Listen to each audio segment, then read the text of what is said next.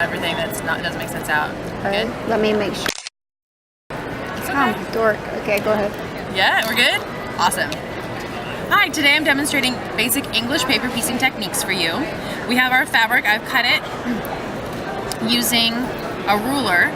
These ones I've cut with a 1/2 inch seam to be able to show you today. I usually cut them with a 3/8 inch seam allowance. However, you can do a 1/4 inch seam allowance. It's just going to be very skinny. So we've cut our fabric, and then we're going to use glue in order to put them on. You don't want your glue touching the edge of your papers. You want it just away from the edge of your papers. And then you fold your fabric over. I like to start on one side, turn it 180 degrees, and then glue on the opposite side.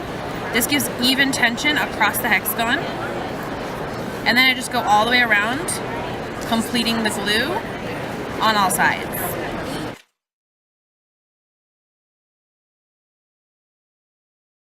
Once you have it basted on all sides, you're ready to stitch them together.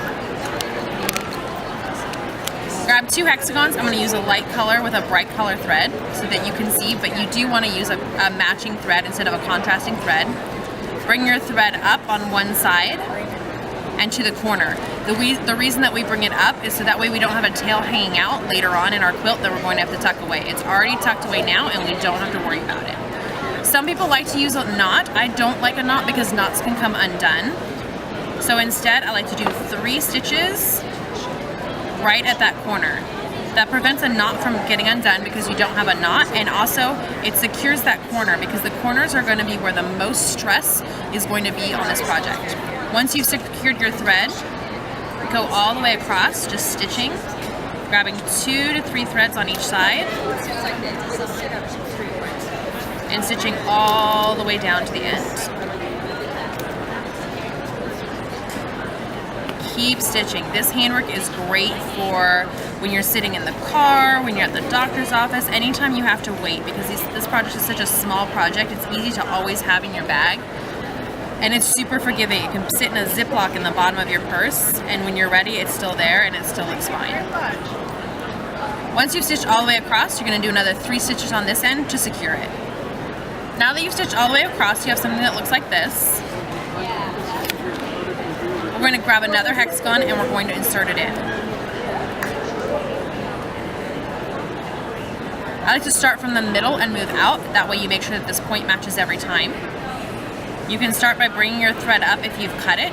If you haven't cut it, you can just carry it over from the other seam. And by carry it over, I mean you just put your needle underneath your seam allowance and just bring it up and bring it back up where you want it. So we're going to do our 3 stitches to secure it. And I always do this at the beginning and end of each seam.